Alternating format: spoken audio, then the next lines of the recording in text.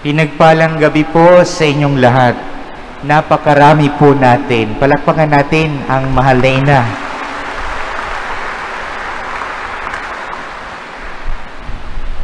Bihira po ako kabahan pag nagmimisa, pero nung makita ko po na ang dami palang tao sa gabing ito, nawindang ako.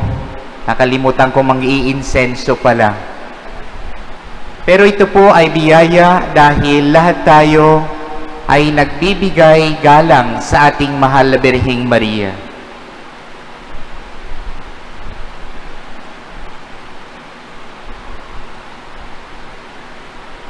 Ngayon po ay kapanganakan ng ating mahal na Birheng Maria.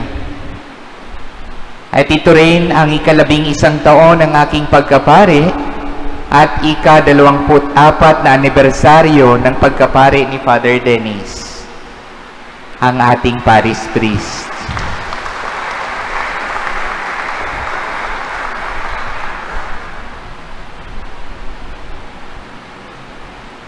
Ang bawat isa sa atin, kung mapapansin niyo po, hindi lang kami ni Father Dennis ang nagpapasalamat, pati si Father Gerald at saka si Father CB, kasama naming magpasalamat dahil ang biyaya ng pagkapari ay hindi lamang personal kundi para sa lahat.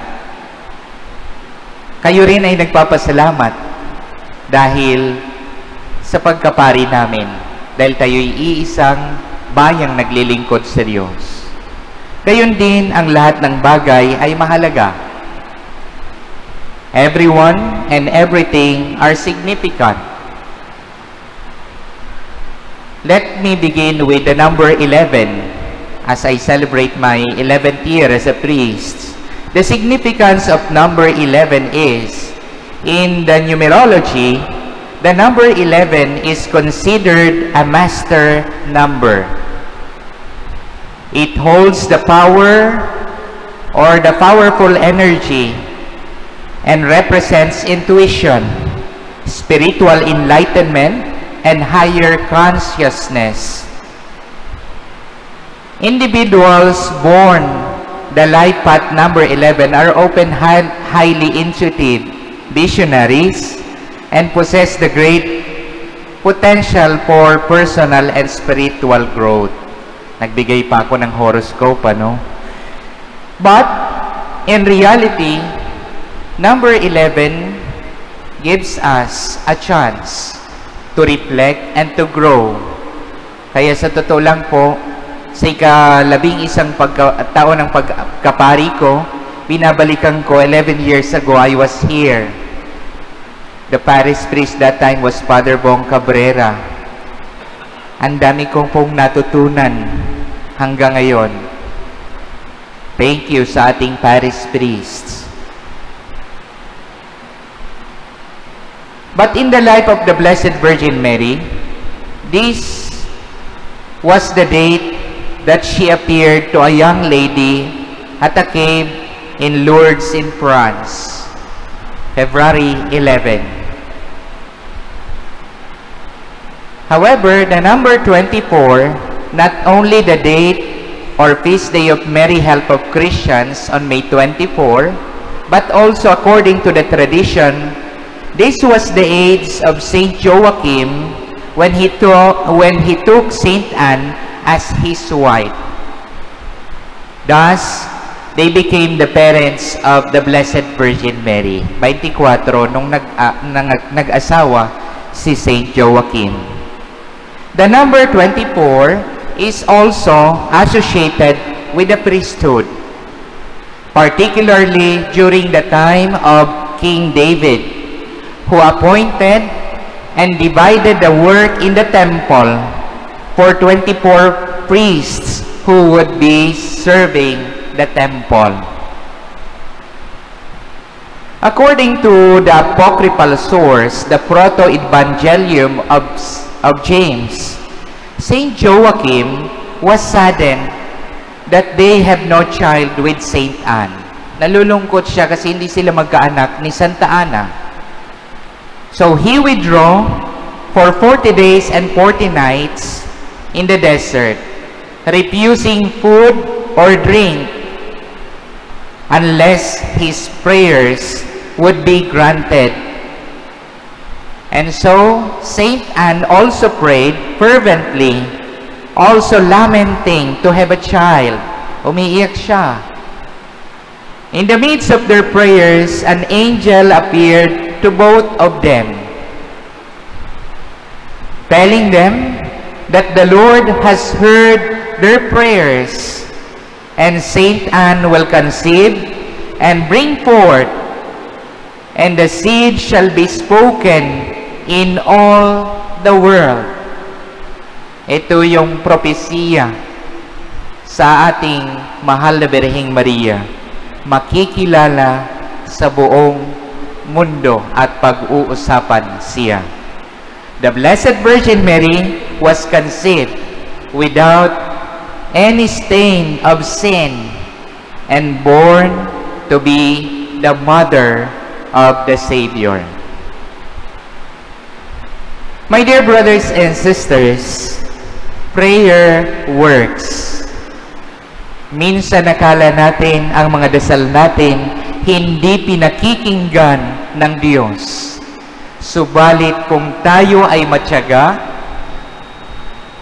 pasensyosong nag-aantay, God will answer and surely give us the answer for our prayers and petitions.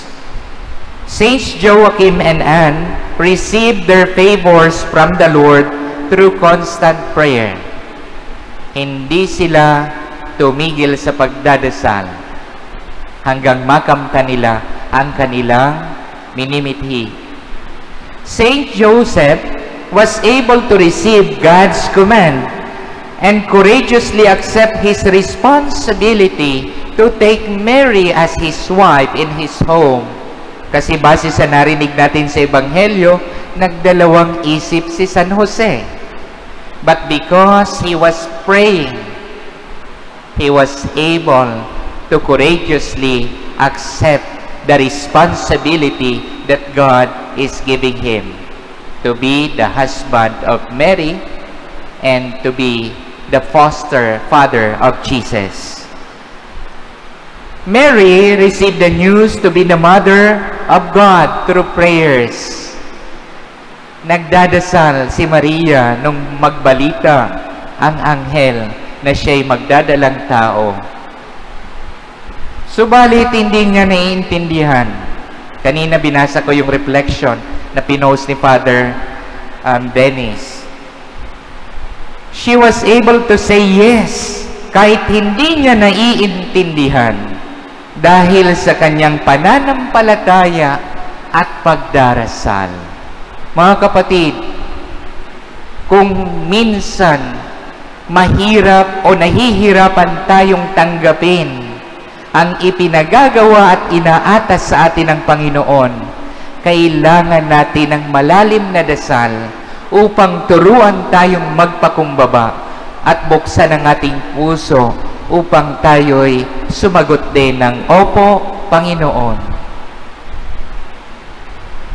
We need the Spirit like Mary to courageously say yes to the will of God. Each one of us are invited to participate in God's saving work na kahit na maliit or kahit sa maliit na pamamaraan. Sabi ko nga po sa umpisa, we are all significant. As a synodal church, lahat tayo nakikibahagi, lahat tayo pinakikinggan, lahat tayo mahalaga. Tulad sa unang pagbasa, narinig po natin, ang Bethlehem, hindi kilala, maliit,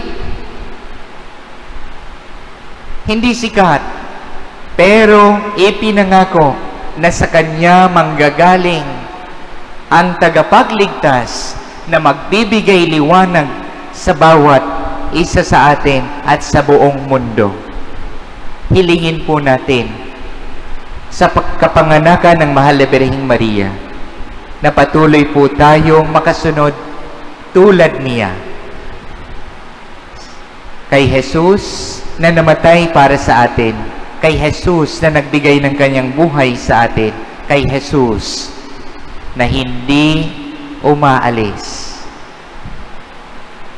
Sa paglapit natin sa ating mahal na ina, lumalapit din tayo sa ating Panginoong Jesus dahil mahal tayong lahat ng Diyos. Amen.